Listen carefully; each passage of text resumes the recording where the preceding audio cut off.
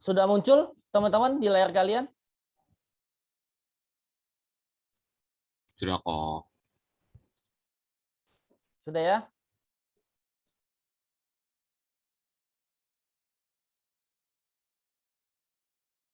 Hari ini kita akan masih membahas tentang dusta, pseudos. Dusta pasti berhubungan dengan perkataan, dengan apa yang kita ucapkan, karena tema gereja kita adalah kuasa perkataan. So, kita sebagai anak Tuhan harus berhati-hati ketika mengucapkan sesuatu, ketika berkata-kata. Dan Tuhan mau setiap perkataan kita itu hendaknya digunakan untuk memuji Tuhan dan bukan untuk mengeluarkan kata-kata yang sia-sia. Minggu lalu di Komsel, Korenat juga sudah membahas, Ko Eben juga sudah membahas ya, bagaimana setiap kita untuk bisa menjaga lidah kita, mempergunakannya dengan baik, sehingga setiap apa yang kita ucapkan itu bukannya menjadi batu sandungan, menjadi orang lain terjatuh, tetapi setiap perkataan kita dapat membangun dan membuat orang lain menjadi mengenal siapa itu Yesus. Nah, siang hari ini kita akan membahas tentang dusta. Ya, itu gambarnya Pinocchio ya. Dusta itu sama dengan bohong atau berkata yang bukan pada kenyataannya. Nah, itu dusta. Kita akan membahas ya teman-teman ya. Dusta pada hari ini.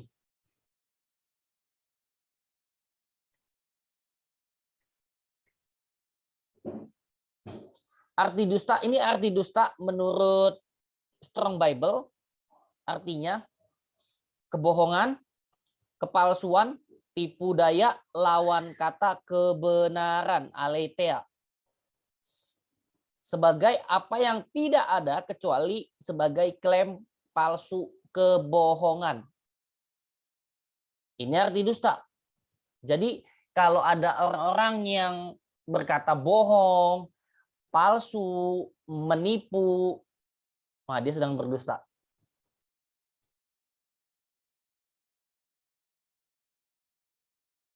Jelas ya teman-teman semua ya. Ini artinya.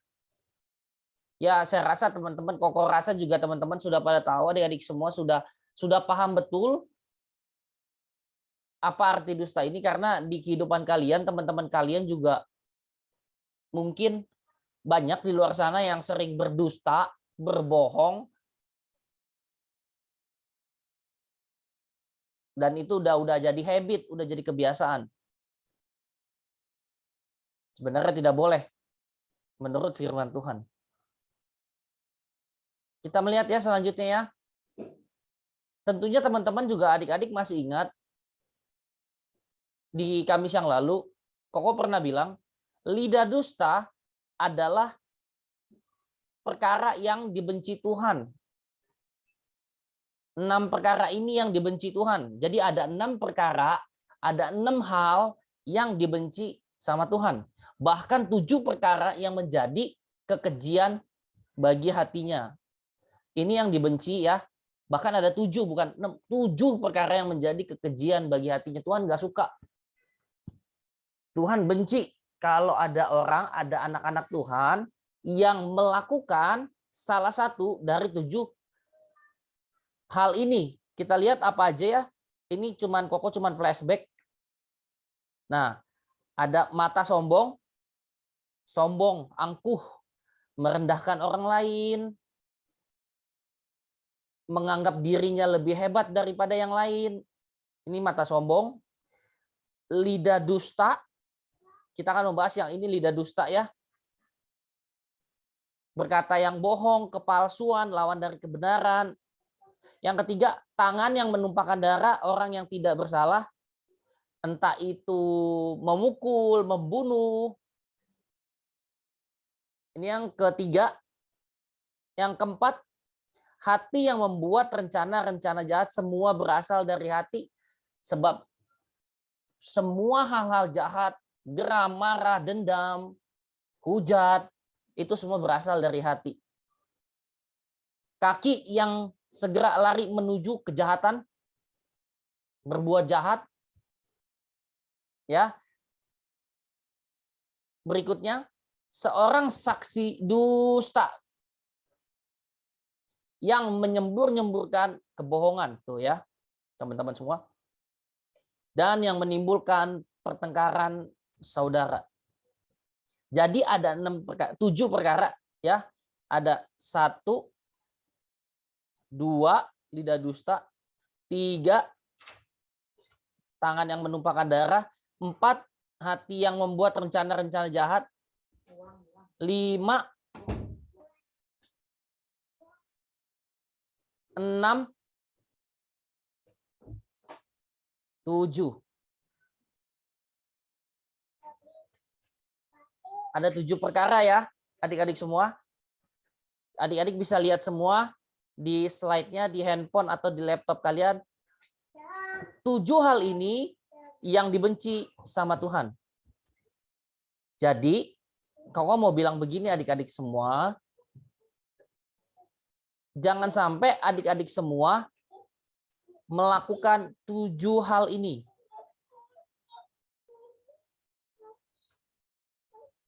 Sebab apa kok kita nggak boleh melakukan 7 hal ini? Ya ini masalahnya. Ini jawabannya. Karena ini yang dibenci sama Tuhan. Kalau kita sudah tahu apa yang dibenci sama Tuhan, apa yang tidak disukai sama Tuhan, bahkan menjadi kekejian hatinya, seharusnya kita tinggalkan, jangan lakukan. Setuju adik-adik? Setuju ya? Kok rasa kita semua setuju untuk setiap kita anak-anak Tuhan tidak boleh melakukan 7 hal ini. Lanjut ya. Ini ayat-ayat, Koko kasih ayat-ayat tentang orang yang dusta, tentang dusta maksudnya. Orang yang dusta bibirnya adalah kekejian bagi Tuhan, tetapi orang yang berlaku setia dikenannya. Jadi orang yang bohong, orang yang nipu, orang yang berkata-kata palsu, nah itu kekejian bagi Tuhan. Ya balik lagi, tuh kekejian bagi hatinya. Salah satunya lidah dusta. Kita balik lagi, sama aja firman Tuhan nggak kemana-mana. Makanya metode kita hari ini yang biasa Koko gunakan adalah firman mengartikan firman. Firman Tuhan nggak kemana-mana kok. Semuanya nyambung, semuanya tidak ada yang tabrakan, tidak ada kontradiksi ya. Karena firman Tuhan itu adalah firman Allah, kebenaran, sang firman itu sendiri yang telah menjadi manusia. Orang yang dusta bibirnya kekejian bagi Tuhan. Tapi orang yang berlaku setia dikenannya. Jadilah orang-orang yang setia. Barang siapa setia, bertahan sampai akhir, dia akan selamat. Hai hambaku yang baik dan setia, masuklah dalam kebahagiaan Tuhanmu. Jadi orang-orang yang berlaku setia, sudah pasti dikenannya. Orang benar benci kepada dusta, tetapi orang fasik memalukan dan memburukkan diri. Nah, Tuhan rindu untuk setiap teman-teman semua, adik-adik semua, ada di posisi orang menjadi orang benar. Nah, kalau adik-adik ada di posisi sebagai orang benar di mata Tuhan, kalian harus melakukan ini. Kalian harus benci kepada dusta, sebab kalian orang benar. Jadi dengan kata lain, kalau setiap orang yang berkata dusta, yang senang berbohong, yang suka berbohong, berarti dia adalah orang yang tidak benar. Paham ya adik-adik ya? Mengerti ya? Jadi orang benar itu benci kepada dusta, tetapi orang yang tidak benar suka berdusta. Adik-adik ada di kategori yang mana? Jadilah orang benar kata firman yang membenci dusta. Nah, saksi dusta tidak akan luput dari hukuman. Orang yang menyembur-nyemburkan kebohongan akan binasa. Tuh ya. Tadi ada kita melihat menyembur-nyemburkan kebohongan. 7 perkara yang dibenci Tuhan. Kita flashback tuh. Menyembur-nyemburkan kebohongan. Kita flashback lagi ke sini. Menyembur-nyemburkan kebohongan akan binasa. Semua orang yang mengucapkan dusta, berkata-kata dusta sia-sia dari bibirnya, selain kekejian bagi Tuhan, dia akan kena hukuman. Yaitu apa? Binasa. Jadi mengerti adik-adik ya, paham ya? Morgan paham Morgan? Mungkin baru bagi kamu nggak apa-apa ya, ngikut aja dulu ya Morgan ya. Kenzo paham? Halo Ken, paham ya, ngerti ya? Sekali lagi Tuhan rindu untuk setiap kita jadi orang benar supaya apa kok? Supaya kita nggak menerima hukuman dari Tuhan. Lebih lanjut, adik-adik kita lihat di sini, semua firman Allah adalah murni.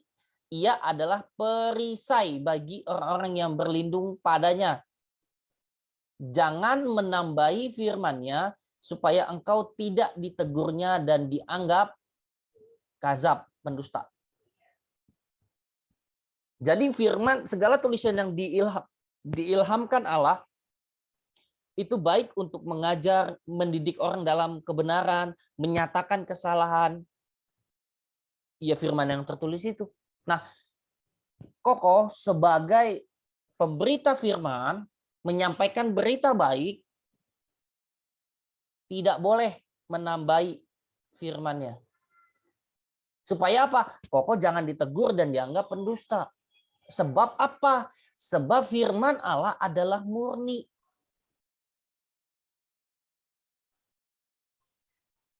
Empat 40 penulis kitab dan nabi-nabi perjanjian lama, rasul-rasul, semuanya itu mereka semua mendapat ilham dari Roh Kudus untuk bisa menulis kitab, menulis surat. Supaya apa? Supaya setiap orang yang membacanya dapat memahami, dapat mengerti bahwa ada rencana Tuhan yang indah untuk setiap kita semua, setiap ciptaannya, setiap manusia. Supaya kita mengerti siapa itu Tuhan, bagaimana pribadinya. Sehingga firman yang kita baca, yang kita renungkan setiap hari siang dan malam, itu yang menjadi pedoman, menjadi pegangan, menjadi jaminan hidup kita supaya kita dapat berjalan melangkah bersama Tuhan.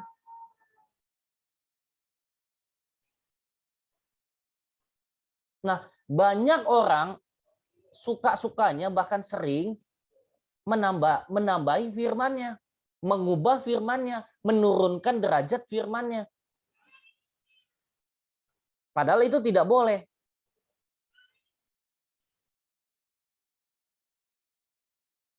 Kenapa? Karena nggak boleh kok. Wahyu 22 ayat 18 bilang begini adik-adik.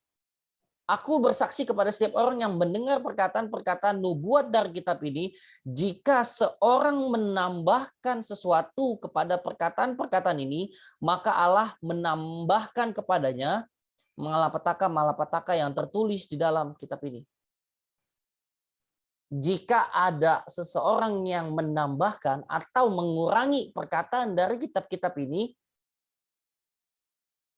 maka orang tersebut akan mendapat malapetaka. Nah, Koko nggak mau hidupnya dapat malapetaka. Makanya Koko harus kasih kalian firman Allah yang murni. Firman menggantikan firman. Koko nggak berani menambahi firman, apalagi mengubah, apalagi mengurangi. Karena kalau Koko menambahi, mengurangi, dan mengubah, itu sama saja Koko adalah pendusta.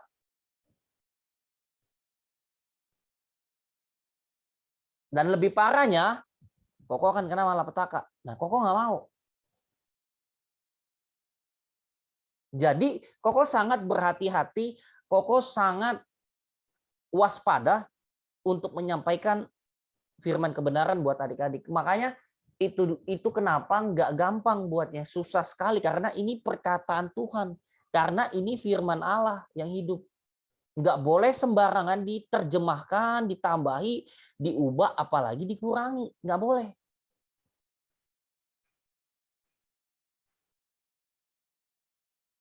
Supaya apa kok? Supaya artinya tidak bias, tidak rancu, tidak absurd, tidak menyimpang.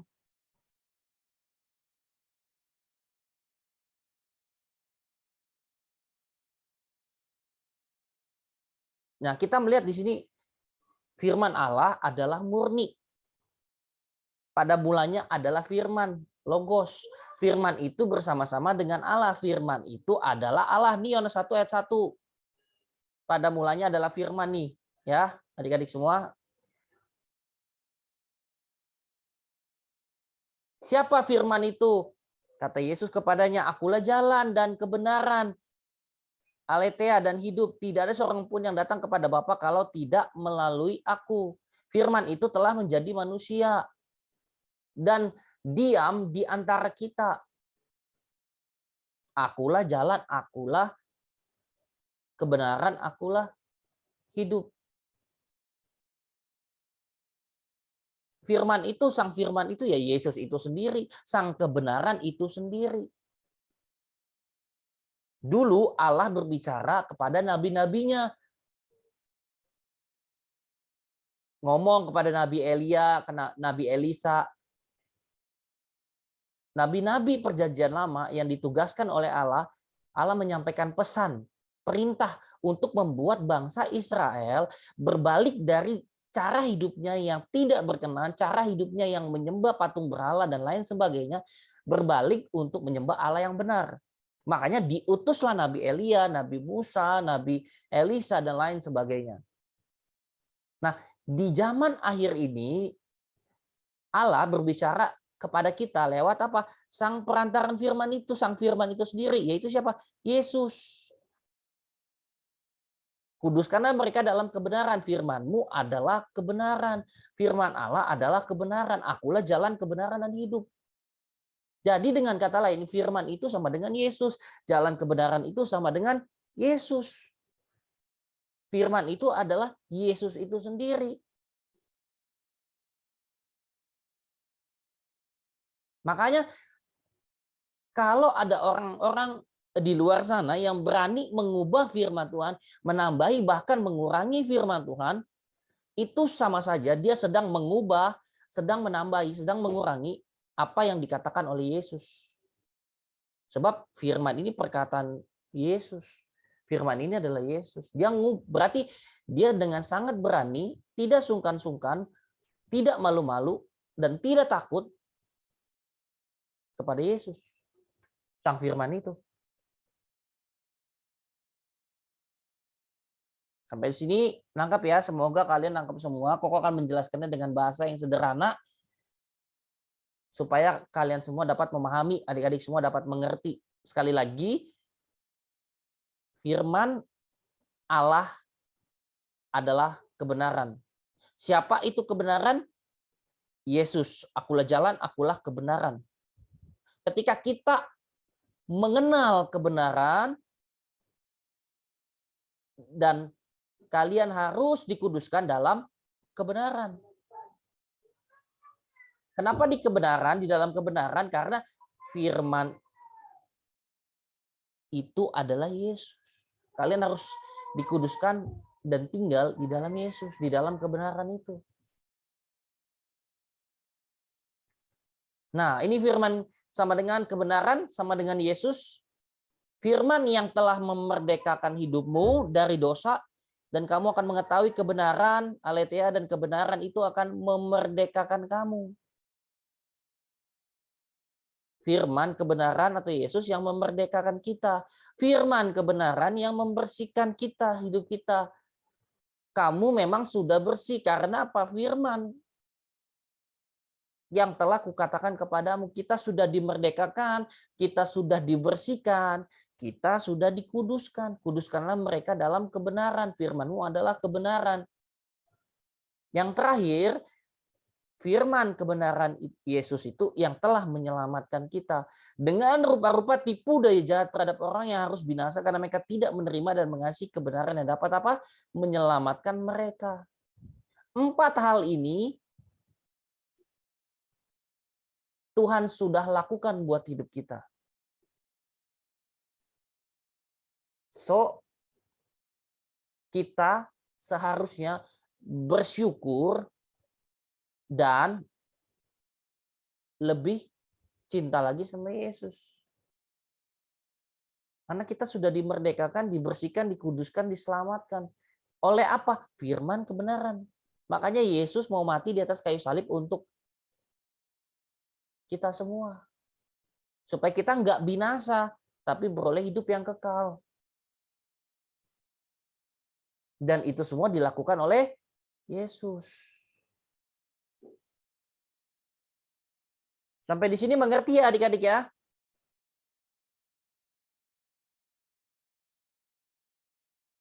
Nah, pertanyaannya kok apa yang didustakan nih kok? Kita lihat ya. Apa yang didustakan menurut firman Allah ya. Sekali lagi bukan kata-kata pokok, menurut firman Tuhan. Apa yang didustakan? Kebenaran. Sebab mereka menggantikan kebenaran Allah dengan apa? Dusta. Dan memuja dan menyembah makhluk dengan melupakan penciptanya yang harus dipuji selama-lamanya. Tuh. Mereka, orang-orang di luar sana, sebagai pemberita firman, menggantikan kebenaran Allah dengan dusta.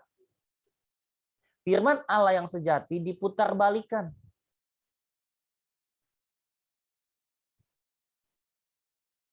Ikut Yesus pasti diberkati.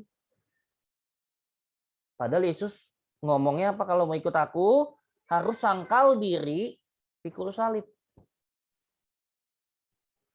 Itu aja udah berbeda, adik-adik.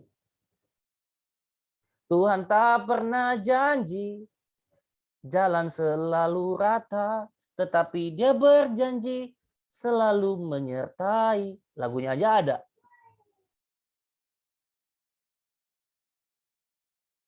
Ini kata firman Tuhan. Sekali lagi, apa yang didustakan?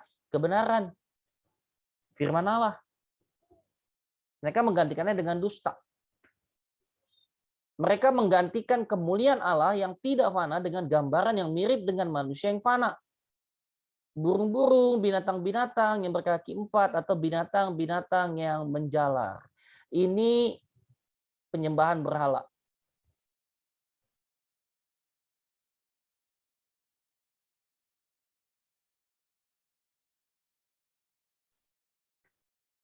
Lanjut ya, apa yang didustakan? Posisi Tuhan dan kebenarannya. Sebab sekalipun mereka mengenal Allah, mereka tidak memuliakan Dia sebagai Allah atau mengucap syukur kepadanya. Sebaliknya pikiran mereka menjadi sia-sia dan hati mereka yang bodoh menjadi gelap.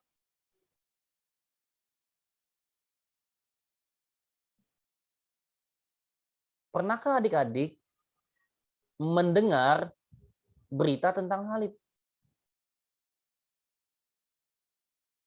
Dengar kok setahun sekali pada Paskah kok. Selain itu nggak ada.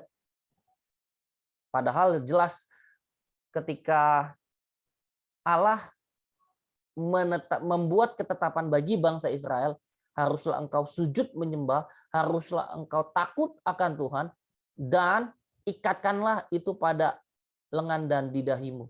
Jelas posisi Allah di sana harus menjadi apa, adik-adik? Menjadi prioritas dalam hidupmu. Pada saat kapan saja, pada saat engkau bangun, pada saat engkau berbaring, pada saat engkau pergi, pada saat engkau bangun tidur, pada saat engkau ada di ruang tamu, engkau harus menceritakan tentang Allah. Kasihlah Tuhan Allahmu dengan segenap hati, akal budi, jiwamu, dan kekuatanmu.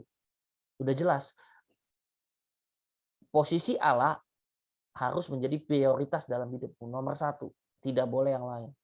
Tetapi banyak orang menggantikan posisi Allah dan kebenarannya. Digantinya dengan apa kok? Hal-hal yang duniawi, kedagingan.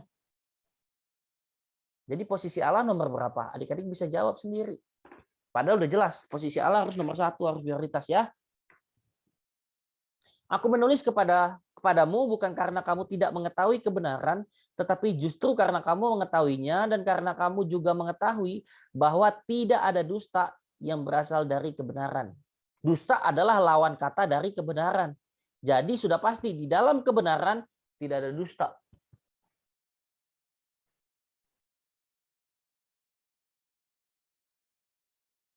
Di dalam kebenaran tidak ada dusta. Pengajarannya. Tadi pertama kebenaran, kedua posisi Allah, ketiga pengajarannya yang didustakan. Sebab di dalam diri kamu tetap ada pengurapan yang telah kamu terima daripadanya, karena itu tidak perlu kamu diajar oleh orang lain, tetapi sebagaimana pengurapannya mengajar kamu tentang segala sesuatu dan pengajarannya itu benar. Ini pengajarannya siapa? Pengajarannya Yesus. Orang-orang yang melakukan kehendak Allah akan tahu dari manakah ajaranku berasal. Ajaranku bukan berasal dari diriku sendiri, tetapi Dia yang mengutus aku. Itu kata Yesus. Dan sebagaimana Ia dahulu telah mengajar kamu, demikianlah hendaknya kamu tetap tinggal di dalam Dia. Ajarkanlah mereka seperti yang aku ajarkan kepadamu. Firman Tuhan berkata, kita harus diajarkan di dalam kebenaran. Karena kebenaran tidak ada dusta.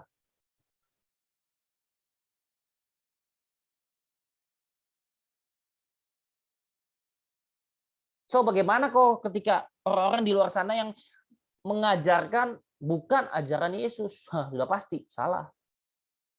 Ajaran diri mereka sendiri. Makanya kita harus waspada, kita harus berhati-hati adik-adik. Jangan mudah tertipu, jangan mudah terbuai dengan kata-kata yang manis-manis dan indah-indah. Kita harus berhati-hati.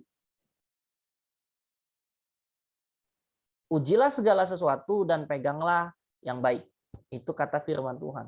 So, kita harus berhati-hati. Jangan mudah tertipu. Janjinya. Apa yang didustakan? Janjinya. 1 Yohanes 2 ayat 25, dan inilah janji yang telah dijanjikannya sendiri kepada kita, yaitu apa? Hidup kekal. Ini janji yang Allah berikan kepada kita. Oleh keturunanmu, semua bangsa akan mendapatkan berkat. Berkat apa yang dimaksud? Jasmani? Bukan. Kita sudah pernah membahasnya waktu itu ya. Adik-adik semua. Berkat yang dimaksud siapa? Yesus. Yesus sudah dicurahkan, sudah mau lahir ke dunia untuk apa? Untuk kasih jaminan itu, keselamatan. Sebab keselamatan tidak ada di dalam siapapun juga di bawah kolong langit ini. Tidak ada satu nama yang diberikan kepada manusia yang selain oleh Dia kita bisa diselamatkan. Karena begitu besar kasih Allah akan dunia ini sehingga Ia mengaruniakan anaknya yang tunggal supaya setiap orang yang percaya kepadanya tidak binasa melainkan beroleh hidup yang kekal. Ini janjinya. Jadi dengan kata lain teman-teman, adik-adik semua, kok mau bilang begini, Yesus tidak pernah menjanjikan kepada kita semua kamu akan kaya raya, melimpah dan lain sebagainya. Hidup mewah. No. Itu bukan janjinya. Janjinya bagi kita adalah hidup yang kekal. Titik. Tidak perlu ada ditambah-tambahkan lagi.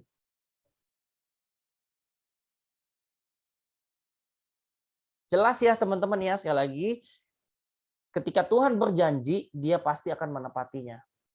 Dan Tuhan janji hidup yang kekal. Kalau kalian percaya dan setia sama Tuhan.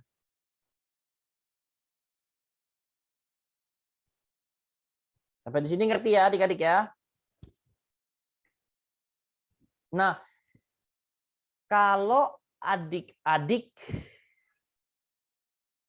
mau meninggalkan segala dusta, berarti kalian adalah anak-anak Tuhan yang sejati. Tetapi sebaliknya, ketika adik-adik suka kepada dusta, sulit meninggalkan dusta, bohong, adik-adik bisa baca sendiri. Adik-adik anak dari siapa jadinya. Ini bukan kata Koko ya, ini kata firman Tuhan. Firman yang berkata demikian. Iblislah yang menjadi bapamu dan kamu ingin melakukan keinginan-keinginan bapakmu. Ia adalah pembunuh manusia sejak semula dan tidak hidup dalam kebenaran. Aletheia, sebab di dalam dia tidak ada kebenaran. Apabila ia berkata dusta, ia berkata atas kehendaknya sendiri, sebab ia adalah pendusta dan bapa segala dusta. So, siang hari ini firman Tuhan telah memberitahu kita supaya kita meninggalkan dusta. Benci kepada dusta. Kenapa? Karena itu perkara yang dibenci sama Tuhan dan merupakan kekejian bagi hatinya. Yang kedua, kita jangan mudah tertipu, kita jangan mudah terbuai, terlena, termakan oleh omongan kata-kata yang manis-manis dan indah-indah yang memutarbalikkan firman kebenaran. Kita harus mengujinya. Ya, adik-adik. Ya, yang ketiga, kalian anak dari siapa? Kalau adik-adik tidak bisa meninggalkan bohong, dusta, berarti adik-adik anak dari iblis. Iblislah yang menjadi bapamu, sebab dia adalah pendusta dan bapak segala dusta.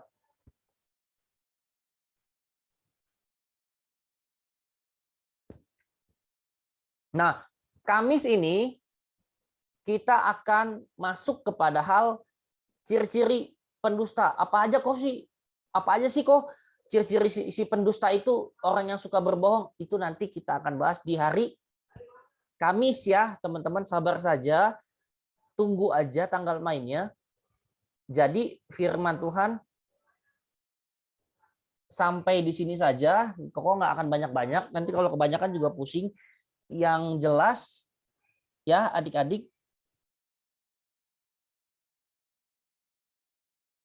kita harus berhati-hati. Kita harus waspada dan kita harus meninggalkan segala dusta.